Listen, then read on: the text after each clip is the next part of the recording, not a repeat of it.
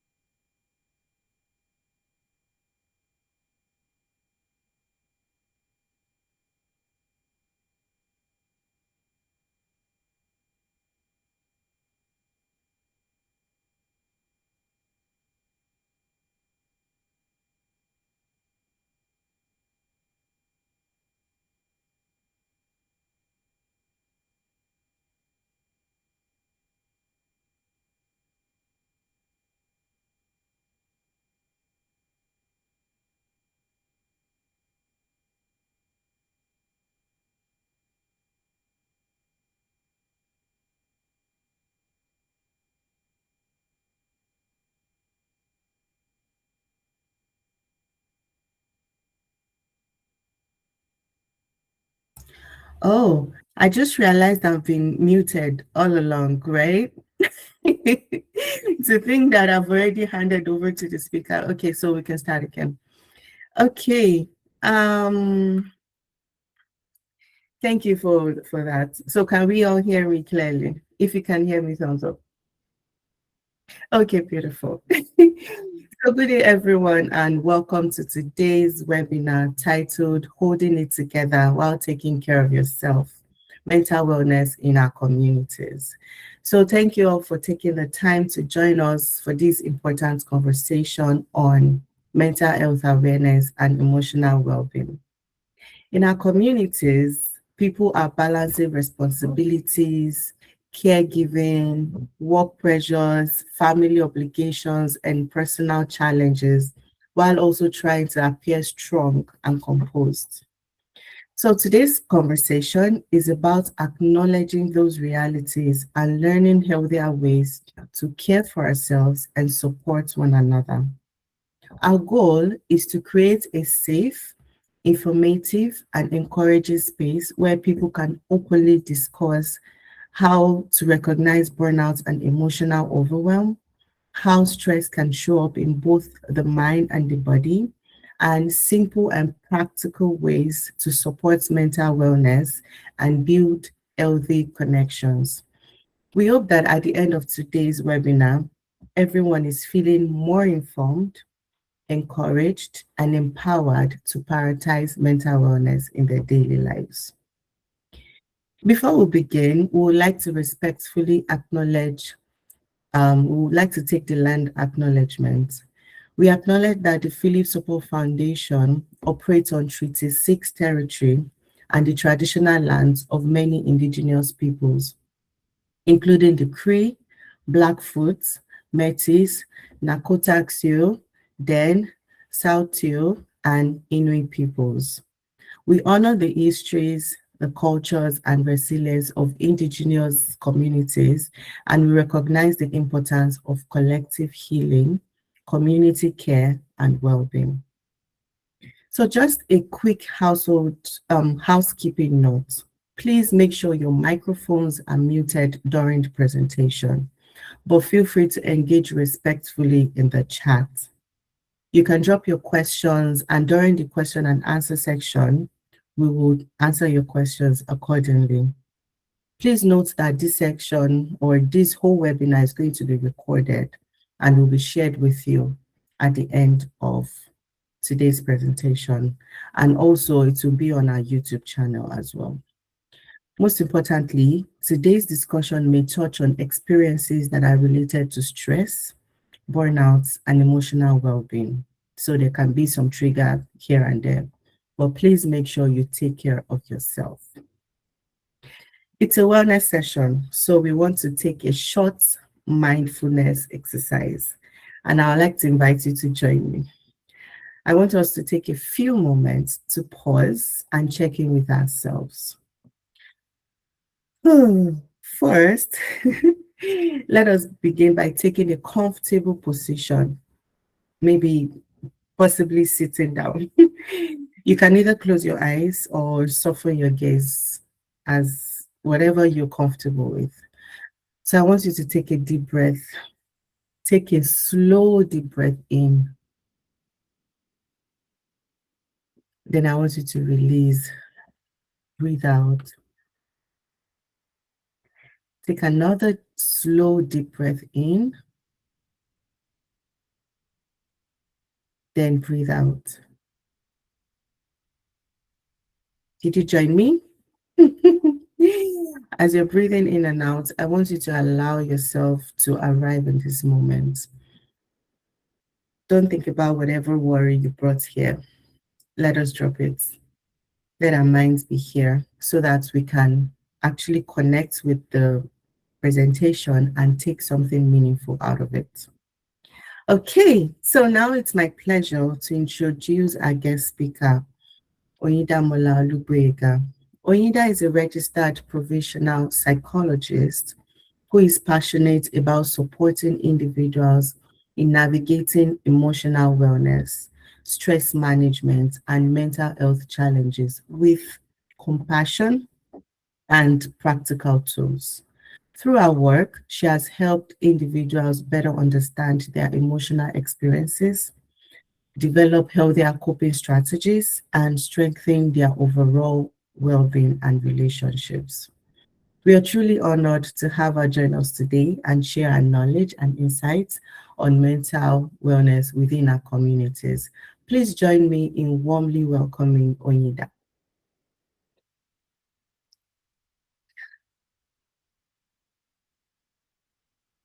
You're muted.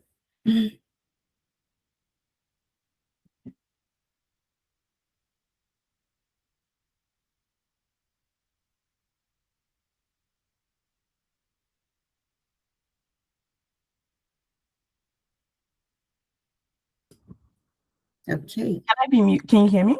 Yes, we can Oh, hear you. perfect. Awesome. Thank you so much for the opportunity to speak to this team, to the foundation. I'm really appreciative of any opportunity to speak to our community about mental wellness, stress management, and just little ways that we can care for ourselves. Good morning to everyone. Good morning, good afternoon, good evening from wherever you're joining us. I think it's a honor to join and to listen to my conversation on holding it together while taking care of yourself. And I'm so glad that you're here. So today's just about starting a conversation. We're not going to try to cover everything about mental health like in 25 minutes. My hope for today is just that it opens the door for us to think honestly and just gently about how we are doing. You see, when we're talking about mental wellness in our communities, we're also talking about burnout. We can also talk about culture. We talk about faith. We talk about family. And the big one, which is community and just our everyday life. And my hopes for today is not for us to blame our culture. It's not also about saying that being a Christian or having a faith is not enough. It's not really about saying that family or the community that you are in does not matter. Really, it's all of this matter deeply.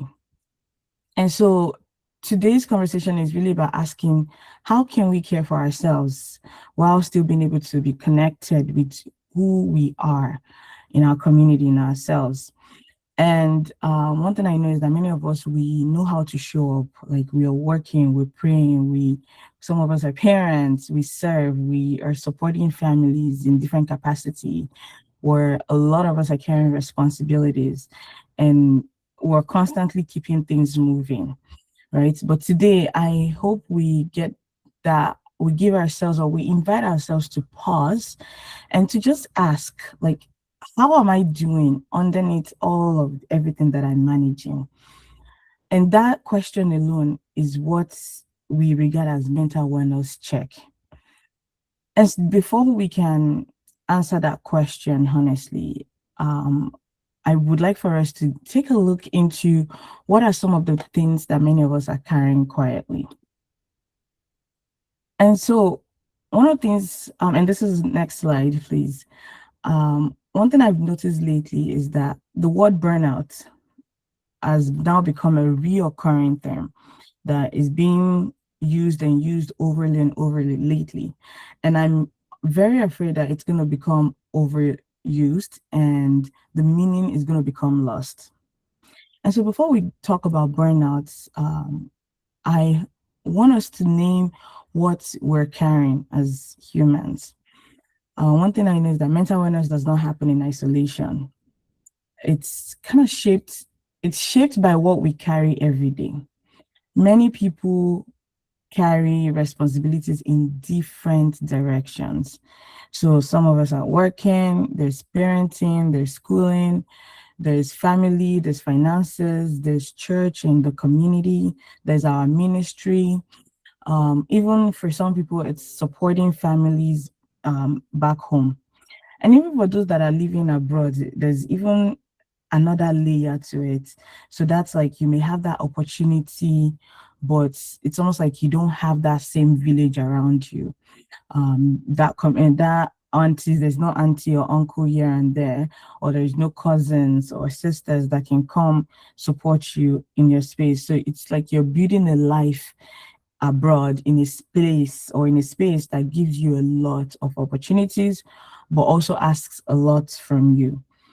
And so many of us, like for me, I grew up hearing things like be strong, pray about it, don't tell people your business. Like, what will people say if they hear about what's happening with you? Um, I had to spend a lot of time pondering on those words, and I realized that, in all honesty, those messages, they came from a place of wisdom. They they helped protect our privacy, the family dignity, the respect. But sometimes, and even lately, see that I'm starting to see how those sentences, those statements, how our privacy can slowly become isolation.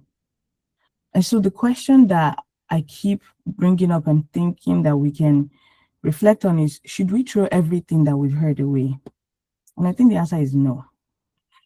Rather, I think the better question is, how are we able to protect our dignity without creating silence in our community? So how do we think about it? Like, how do we stay wise about what we share, who we share it with, while also making sure that we're not suffering alone? Because when we start to carry too much quietly for so long, that's when stress can start to change from something we can manage into something that begins to affect how we live. And that brings me to my next slide, which is about stress, distress, and like burnout. You see, when we talk about stress, when you hear stress, people just think it's something bad. Ah, you are stressed. Like, yeah, something is happening to you. Some like you're about to break down, things like that. But I think stress is not bad. It's not always bad. I think a little stress can help us focus, can prepare us, can help us respond and take action quickly. And stress can be very useful only when it is temporary and when we have enough support and capacity to recover. The concern for me is when stress becomes constant. It's almost like you're living on the edge every day. It becomes intense, it's unsupported, and then we don't even have enough time or space to recover. And that's when stress turns into distress. And with distress, it's like you start to feel overwhelmed. You're having a lot of tensions. You're always anxious. It's almost like you're on the edge. That fear of like something is about to up and something's about to happen. You're just like, okay, what's coming? What's coming? You can't even allow yourself settle. You have a good news, you passed an exam or you got a promotion, but you can't even allow yourself enjoy that moment. So and you're emotionally tired. Almost like you're like always close to your limits. And that's distress. And the thing is, if that distress continues, that's when it can move into impairment. So that means stress is now affecting how we're sleeping. It's affecting our moods, our relationship with people, how we're parenting, how we're focusing, and even how we're present or with people around us, right? And then in those moments is when sometimes we start to cope in ways that we in ways that help us for a moment but hurts us over time. So that's when we're shutting down, we're snapping, like you're becoming so irritable, you're lashing out, you're withdrawing, you're overworked. So for some people, they're overworking themselves, they're avoiding people, avoiding situations, or even avoiding to solve a problem. For some people, it extends even to numbing or being or pretending. Or for some, even for some people, it's like they're zoning out in conversations. And usually around that's when that's when we start to notice depression stepping in, coming in. I'm saying all of this because it's not about shame. I'm hoping that we can just learn to notice earlier all of these little signs before they become really big. Because burnout will always give you signs before everything falls apart. And in our communities, one thing is that it can be very, very tricky because we're very and I not really very happy when we use the word resilience. They talk about Black people being resilient, being strong, pain pressure and things like that. And I think that's where it becomes tricky for us when we're experiencing burnout, because we're constantly functioning, that overworking, we're constantly functioning. We might still be working, we're still doing the things that we're needing, we're showing up where we need to show up. We're caring for our children, we're attending church, we're answering calls, we're saying, I am, we're fine, we're fine. But one thing I'm recognizing is that functioning is not always the same thing as wellness. And so one of the ways that I'm hoping we begin to notice the difference is just by learning to pay attention to how stress shows up in our minds and in our bodies. And that brings me to my next slide, which is stress does not only live in our thoughts. It can show up in our body, in our emotions, in the way our mind is working. Sometimes you see when someone tells you with our mouths, when we say, I'm fine, sometimes our bodies are actually saying something different. And so what I did with this slide is just kind of provide some examples of how you can recognize stress or burnout in your body physically, emotionally, and cognitively. Physically, stress will look like headaches, it will look like poor sleep, your chest is tight, your stomach, you're having that stomach discomfort. Some people call it butterflies in your stomach. Your shoulders, you notice that your shoulders are heavy, so some people are constantly hunching forward. Sometimes neck pain. We think it's like we're sleeping the wrong side. Sometimes it could be stress. Our jaws are clenching. We're tired constantly, over and over. We're constantly tired, and it's not those tiredness that like I'm tired. No, those tiredness that even if you sleep 20 hours, sleep 40 hours, that rest you still wake up feeling tired. That's when you know that tiredness is deeper than just I need to rest. Emotionally, it looks like irritability. So like you're sad, you're anxious, guilt, you're constantly feeling guilty. You're feeling numb, you're feeling like things, even the small things that you used to do are suddenly too much. Like even you're feeling too tired to even get up and dress up and go out or do something for yourself. Cognitively, and by cognitive I mean like in the way our mind is working, it may look like we're overthinking, we're forgetful. It's almost like we just started A, but our minds are already in A to Z. We're having difficulty focusing. Our thoughts are constantly racing, and it's just like it becomes hard to make decisions. We're struggling with decision making. And so this is why mental wellness checks really, really matter. Because the reality is that those signs, they are not dramatic. You don't have to like fall down and collapse. Those little signs, it's those little moments when you're not sleeping enough, not having enough 7 to 8 hours rest, right? Those little moments, they pile up. Sometimes it's just that you're more tired than usual. You're more easily irritated. Your child says, hey, we're already jumping, we're snapping, or become more forgetful, or like we're less present with the people that really care about us. So as we slow it down here, I really hope that instead of judging ourselves and saying, what's wrong with me? Am I having a problem?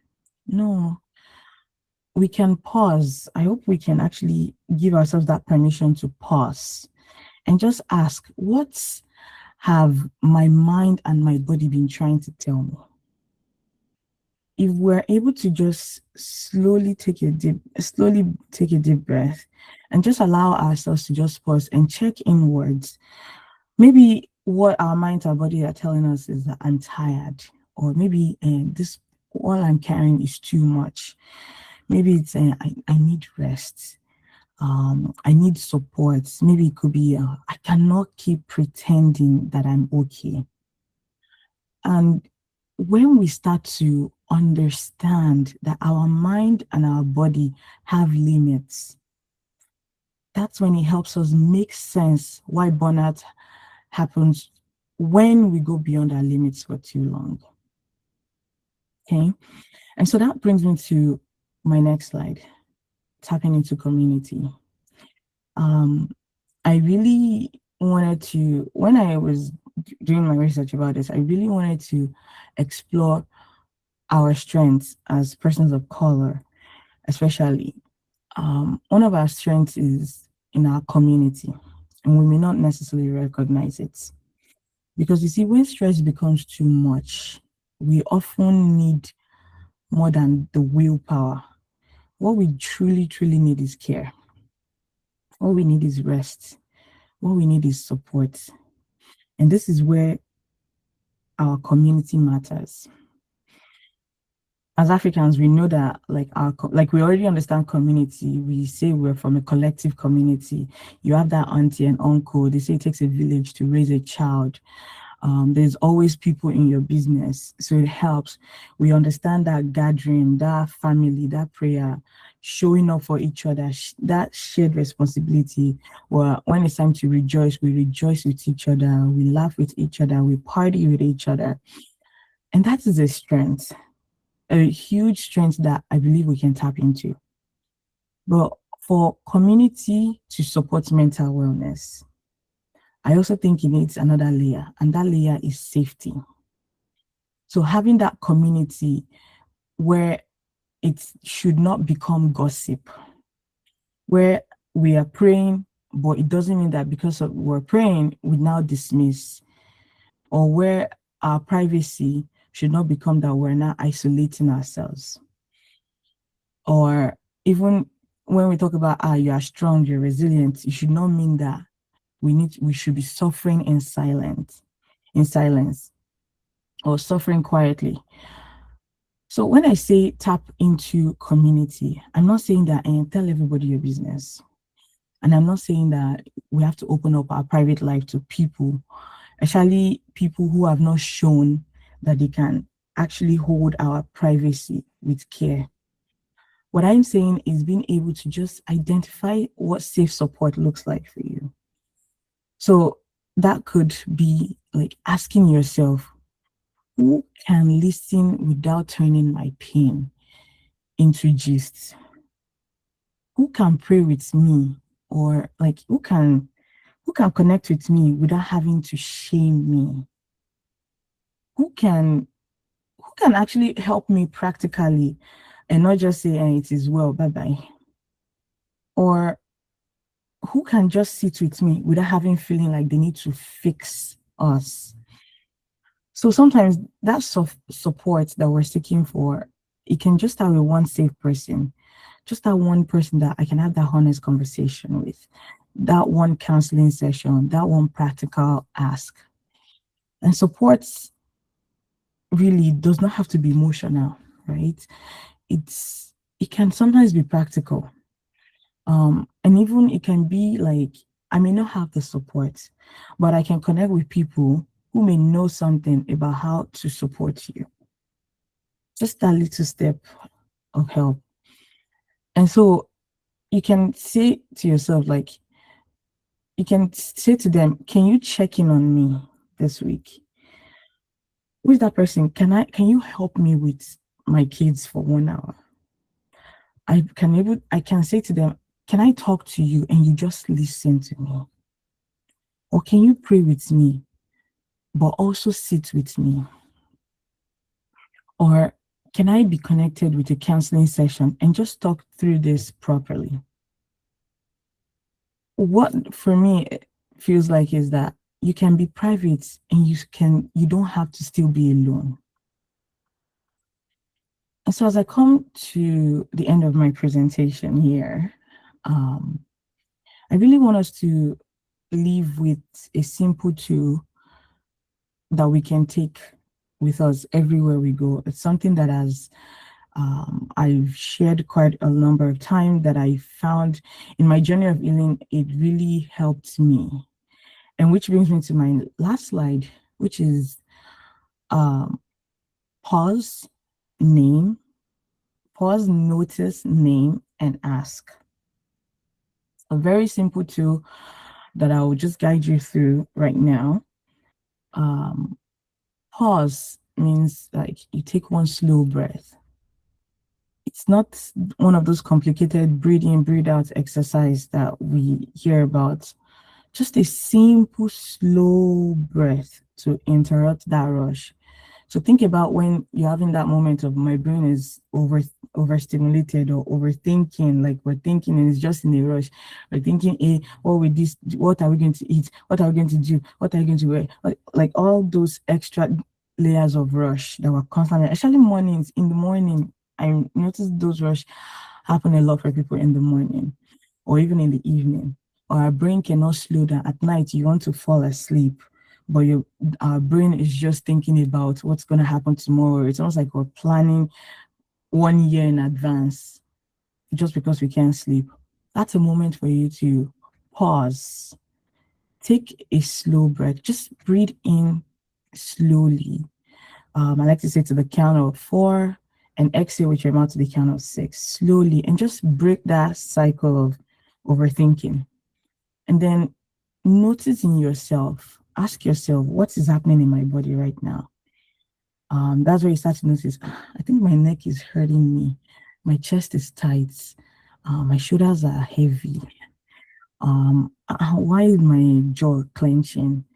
Am I tired? Am I restless? Like, am I feeling numb? I can't sleep. That's self-awareness. And then you name it. Just giving it give that feeling one honest word. So I always frame it as, say it as, I'm feeling tired. I'm feeling anxious. I think I'm feeling sad. Or I think I'm feeling pressured. Or it could even be, I'm feeling lonely. I'm feeling overwhelmed.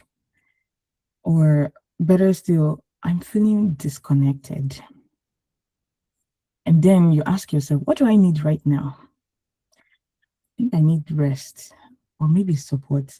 It allows you reflect on what your current need is.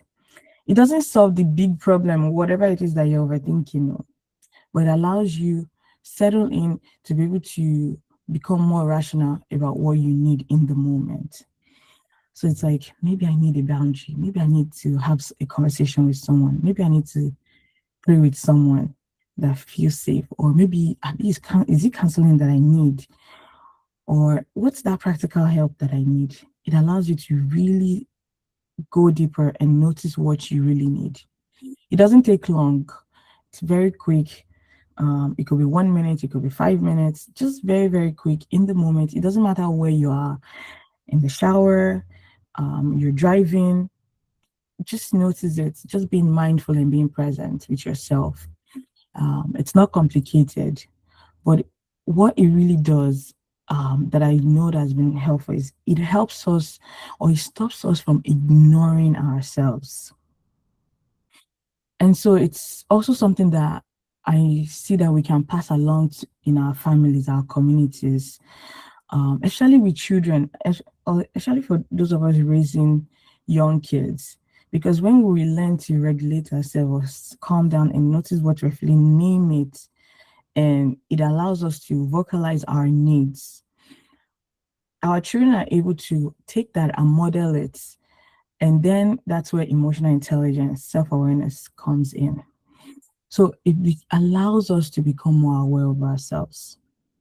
So instead of asking people, as for us providing support, instead of asking people, have you eaten today? How is work today? We can also ask them, how are you really doing? What's, on one of my favorite word that I use, what has been heavy for you lately? Or what kind of support would actually help you? And some people, there might be times where we don't even know what we need. And that's where we can just ask, we can offer choices. Do you want advice? Do you think you might need prayer? Or maybe you're just needing someone to listen to you. In real sense, that is how our community becomes care. And so as I come to an end, I really want us to remember that we can honor our culture and we can still ask for help. We can have faith and pray, and we can still need support. It's so important for us that even as persons of faith, it's okay to ask for help. It's okay to recognize that we can seek for support. We can love our family and we can still set boundaries. We can be strong but still need rest. Now, rest in itself is something that I know it's quite overlooked. Some people will say rest is for the weak. You can be strong, but we can still need rest. Because it's the rested body that we live to fight another day. And really, one important one is that we can be private, but still not feel alone. And really, I hope you know that you can also stay connected to who you are and still care for your mental wellness. And I hope with this that you are able to walk away with something to reflect, to think about. And if you have any questions, I'll be happy to answer. And you can always reach out to me privately as well. And we can always talk further. Thank you so much. Thank you so much, Oyinda. That was really, really insightful. And I love how practical you are or you were in the presentation. And I have a lot of things that I picked up from your presentation that I'm going to highlight. But we would like to invite the audience, if you have any question that you would love to ask, please feel free to either drop it in the chat or raise up your hand using the virtual hand. You will see it just down your screen. You'll see the virtual hand. You can raise your hand and I will call you to ask your questions. But when you were making your presentation, you said something that we should name what we're carrying. And I could name 7 by just sitting down. That's a lot. So I have my questions, but I'll allow others to ask theirs. I also heard that you said stress is not always bad. Yes, you said stress is not, but when it is constant, then it becomes a problem. Absolutely. Yeah, and we go through a lot of stress on a daily basis. There's nobody that doesn't go through stress.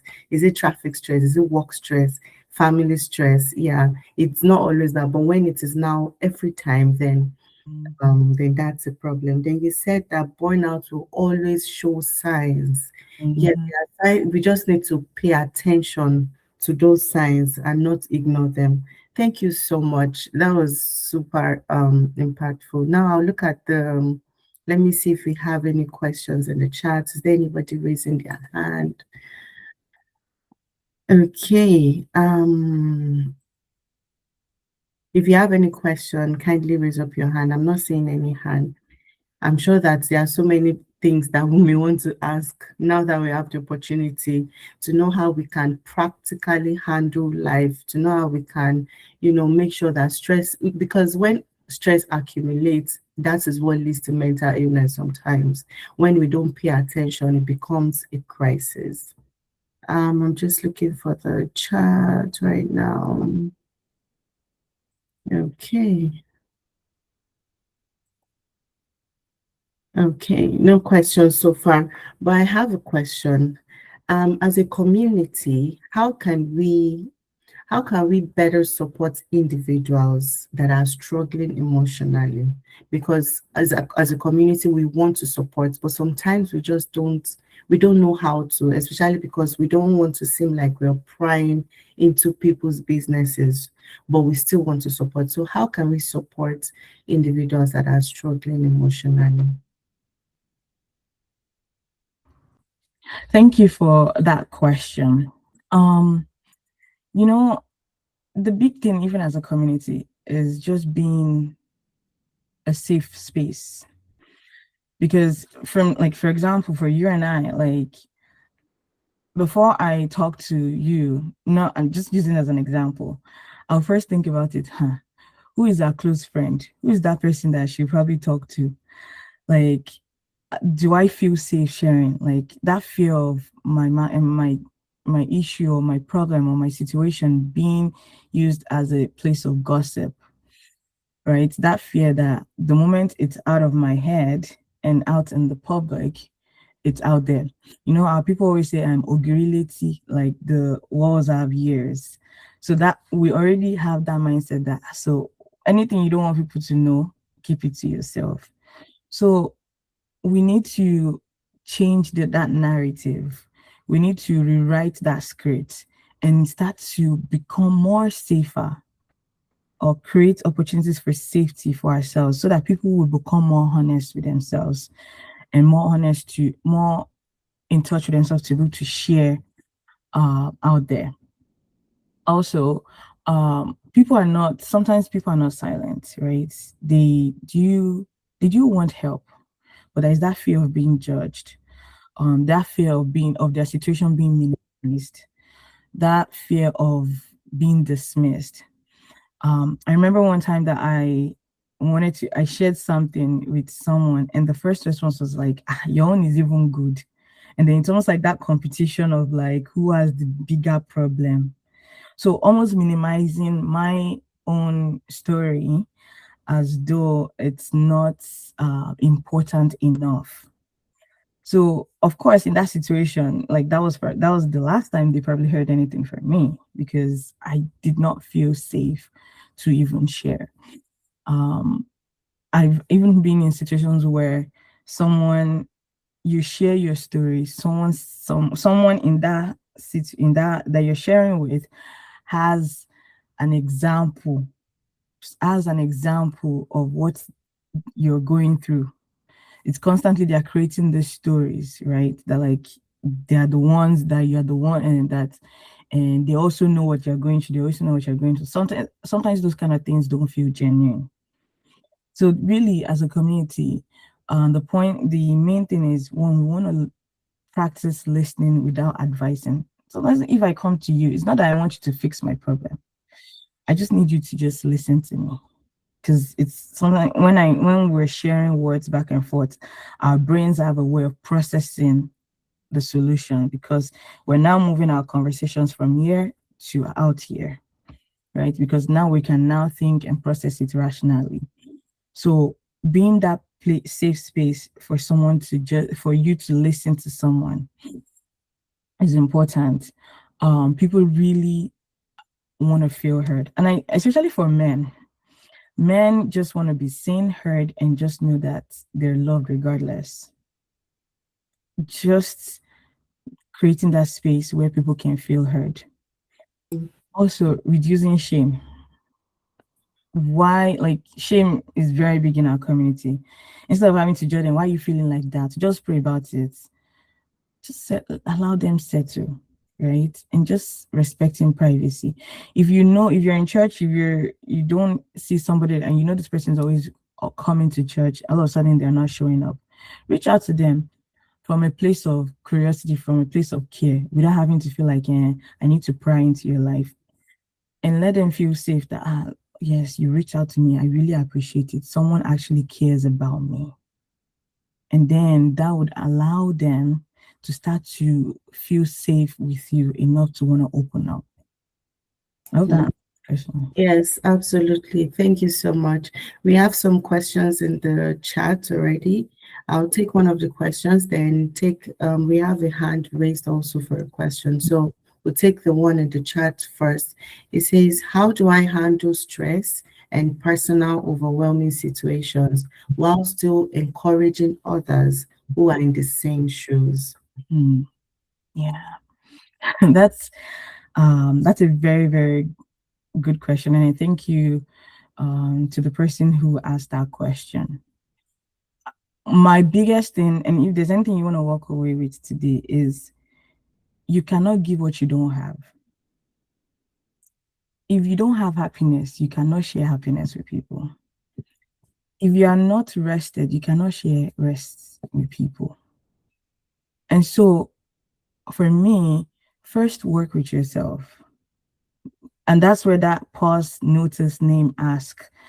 It's something that you can do for yourself internally, right? And just allow yourself, do it within 5 minutes, notice yourself. And that's a skill that you know it works for you. You can share it on, you can pass it along to people, right? You can use that like, this works for me. You can try it, right? If it would help, if it would help you. And I also say like it's so important for us to fill ourselves up before we fill up other people. You cannot pour from an empty cup. That's something that people say a whole lot. So first, you need to fill yourself up, handle that stress, pause, coping strategies of like, what are some of the things that I could do that can help me rest so that I can handle whatever it is that is stressing me out. You providing, you opening yourself up for rest and supporting yourself doesn't mean that the problem has been solved. It just puts you in a place where you can solve the problem more rationally, right? And then you can then share to somebody like, you know what, I know I quite understand where you're coming from. This is what I did that helped me. Maybe you can actually, maybe that could help you as well. I hope that answers the question. Mary, I hope that answered your question. And we'll take the hand now before I read the second question in the chat. Can you please unmute yourself and ask your question? Thank you. Thank you very much, ladies. The section has been enlightening. So I'm not sure if this is a question or my observation. I the Nigerian community we have here, not even Nigerian community alone, I've met some other Africans.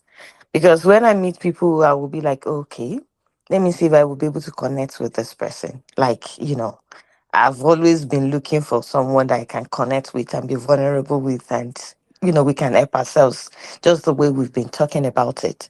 But one thing I've noticed is this people are not readily available to help, like in code.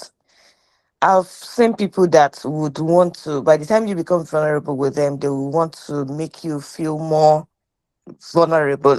Like, how do I put it? Put it right to your face, like I'm doing better than you. And before you know it, you are even in a more terrible place than where you were before talking to them.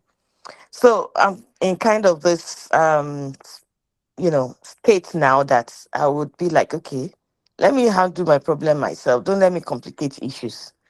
Let me go face it. So I find it difficult to trust people to talk to them because I don't want it to make me feel worse. So maybe this is where my question will come in now. How do we see genuine people? How do you connect with people that are just genuine to themselves, and they are ready to listen without judging you? They are ready to listen without proving a point to you that, okay, I'm better off. If you get what I mean? Yeah, that's that's what I want to talk about. Thank you. Thank you so much for that insightful question. And you're right. This is something that is very, very common. This is something that is very noticeable. It's almost like that competition, almost like that I need to be better than you in order to even talk to you, right? Really, the first thing I talk about, even as a Christian, is be discerning. Community is important, but not everybody is a safe community, right? Um, and like I said before in one of the slides, support doesn't mean that you have to give access to everybody, to give access to people, to your private life. Support and learning what support feels like for you it just means learning the people that can actually hold you or hold what you're sharing with care. So one of the questions I always ask myself is like, if say for example, Adedayo, if I talk to her or I want to talk to her, I'll probably ask myself, how do I feel around this person? Do I feel like I'm smaller after I talk to this person? I sometimes talk about like testing the waters, like little by little, bit by bit, to understand if this person is a safe space for you. Notice how even as something as simple as a greeting, how they respond to you. Do they listen to you? There's a way they look at you. Do they look at you from head to toe? Like, do you just notice a vibe? Or like, does it feel like they use you to compare? Are they people that probably respect privacy? Do you feel like when you greeted them, it was welcomed after you talked to them? Or did you feel like it was just shabby? And if you've talked to them one time, did you feel supported, or did you feel like you were exposed or you did too much? So sometimes people will always show themselves the first time, right? And you will know. Going back again to that discernment, and knowing who would feel right for you. Your circle of support doesn't have to be one big one. It could be one person. It could be a small circle. It could be one mentor or one safe person. It could even be a therapist. And interestingly enough, for those of us like for me, I'm a registered provisional psychologist. I'm bound by the ethics of the College of Psychologists. Part of our principles is that we cannot share your information. We're bound by that ethics.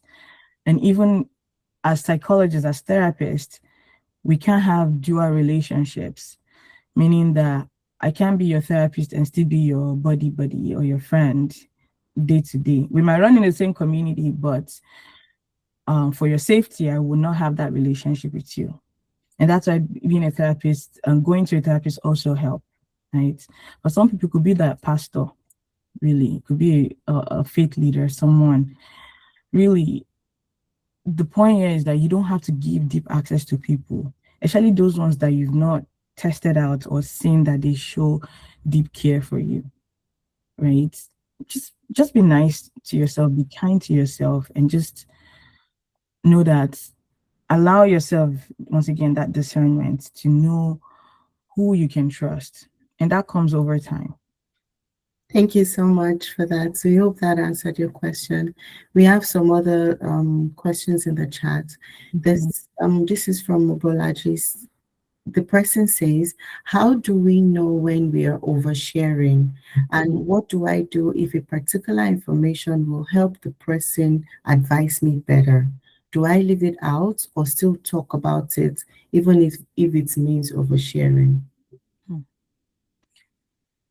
Thank you for that question. And that's really such a good question.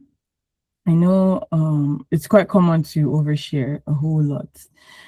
One thing is that I'm also recognizing is that sometimes when we're not sharing, it's because we don't want to, it's because we don't want to talk too much. And when we're sharing, it's because we want the person to really understand that full picture. And I know this because of, I used to describe myself as an oversharer, and then I went into that place of shutdown. So I went from oversharing to not even sharing at all. So then the learning here is not really about, oversharing is not really about the information, the amount of information. It's about, one, you want to consider the safety, the purpose of the sharing, the timing, and how much consent is being given, right? So before you share something personal, you want to ask, once again, back to what I previously said, you want to ask yourself, is this person safe? Have they shown that they can actually listen to me without feeling like they will gossip or judge or shame, or that fear of like information, or share my information or use it against me? Then I also ask myself, what's the purpose of me sharing? Am I just sharing just because I want to just fill up the space or fill up the silence? Or am I sharing because this person, I need to give this person some context into how they can support me? Or am I sharing because it's too much for my brain to take and I just need somewhere to just offload, right?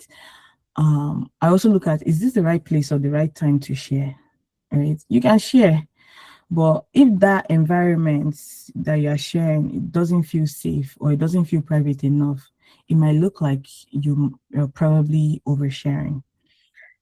I also ask myself capacity, right?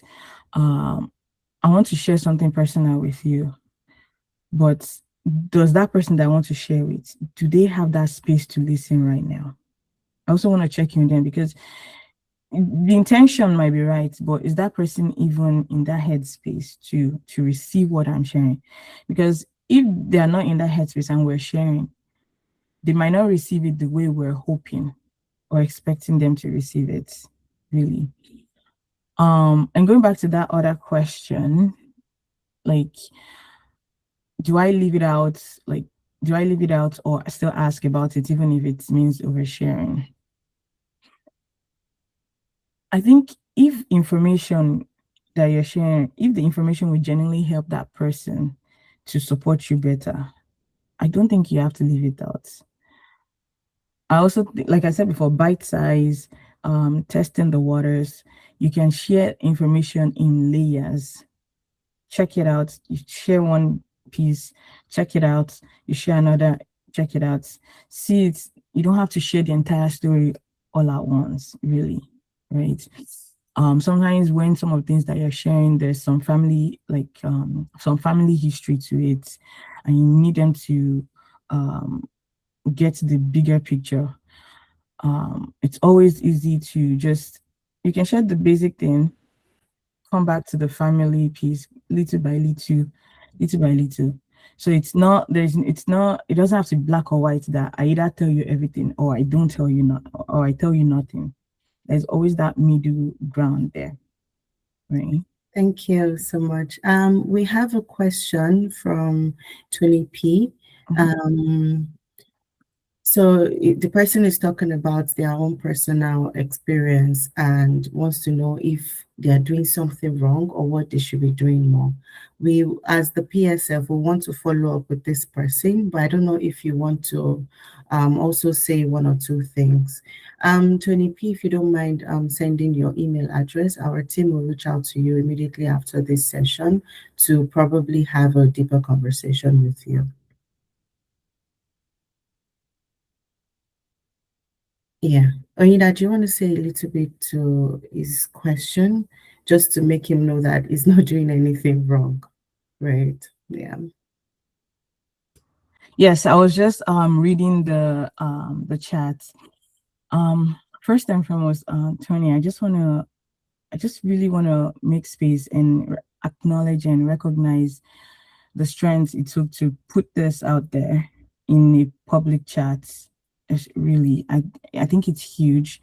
It takes a lot of strength and courage to do this. So I really applaud you for taking that bold step. And thank you for sharing. Thank you for trusting us enough to hold this that you shared. I want to really say that first, I don't hear that you're doing something wrong. I don't think you're doing something wrong. What I hear is someone who seems to be carrying a heavy load. And it sounds like there's very little support for you. You talk about like, it's so easy to make time for yourself. It's so easy to say to make time for yourself. Even for me, I always say put yourself first, that kind of thing. And it really sounds simple, especially for people who are caregivers. Especially when you're dealing with complex needs at home. And it almost feels like the advice just feels very hard to take. But the issue is that the issue is not that you don't know rest is important. I think you know rest is important, and there's a desire to rest. It's just that maybe there's no support, or not enough support that will allow you rest if possible. So maybe what you can shift from is recognizing what support is missing around me, and maybe what's that one small piece of thing that I can do or I can stop carrying alone. When we talk about self-care or just caring for ourselves, people think, oh, it has to be, I have to take one big, I have to take 1 hour, 2 hours, one day, or I have to do something big. Not really. Sometimes caring for yourself could mean that little 5 minutes nap or that 5 minutes rest in your brain. Even as you've done, seeking out for support, that's you caring for yourself. That's the little way you can care for yourself. And I know in our communities there are opportunities for support that can be harnessed. There are people that can come into your house to provide supports for you. So it's not like you have to go there sometimes. Thankfully for virtual opportunities, there are always all those virtual opportunities to receive support. It could be a 10 minute, it could be a 5 minute support. And I think one of the things that you can do as a caregiver, there's something called the caregiver strain. And it's very, very real, where as a caregiver, especially for parents or caregivers of complex needs, you get really exhausted, right? But I'm not going to get into caregiver strain. But really, I think in here, what you could do is just about connecting with other parents, connecting with support groups. PSF is there and they can reach out to you. You can get their information and reach out to them. They can connect you with resources in the community that can really help you out. I can't really speak on some of the resources because I'm not also sure where you're joining us from too. But I think PSF will be a good place to start with. That having that one support call, especially for people within your own community. I hope that helps a little. Thank you so much, Oyinda, for all the insightful things that you've said today, the answers to our questions. And please, if you have further questions or you need information, our team has already dropped our email address and phone number. Please connect with us and we'll be here whenever you're ready. So as we wrap up today's session, we just want to give you a few reminders about today's conversation.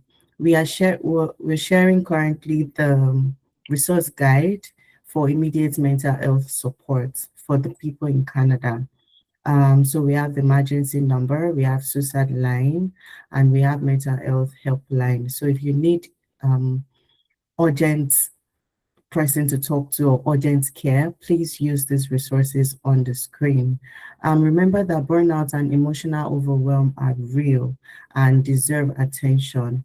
Stress can affect both our emotional and mental health. So we just need to look out for those tiny little signs. And remember that small, consistent acts of self-care can make a meaningful difference. So like our presenter said, it doesn't need to be like a week vacation or something. It could just be 10 minutes of sitting by yourself or listening to music or taking a long walk, like one of the attendees mentioned as well. And healthy relationships and supportive communities are very important for our mental wellness. So let's try to build that community. Let's try to look for people that we're comfortable sharing our information with. And also remember that seeking help is a sign of strength and not weakness. So don't be afraid to ask for help. Let us break this stigma together. One thing I also wanted to mention is when we are talking to our people, our friends, we know we ask questions like, how are you doing? And we just expect fine, but we can go a little bit deeper, like, how are you really doing? So that people can feel comfortable enough to share with us. Okay, on behalf of the Philip Support Foundation, we would like to sincerely thank our guest speaker, Oyinda Olugboyega, for sharing our knowledge, our compassion, and expertise with us today. Thank you also to every participant who has joined this important conversation, and you've contributed a lot through your presence, your engagements, the questions. Thank you.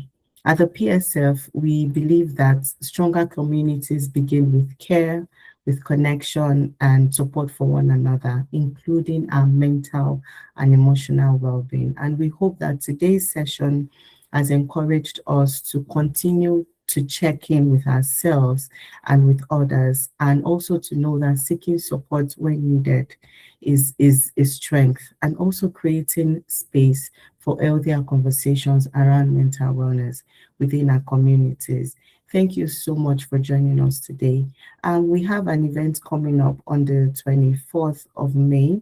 We're having a schizophrenia awareness walk, and we're inviting you to join us.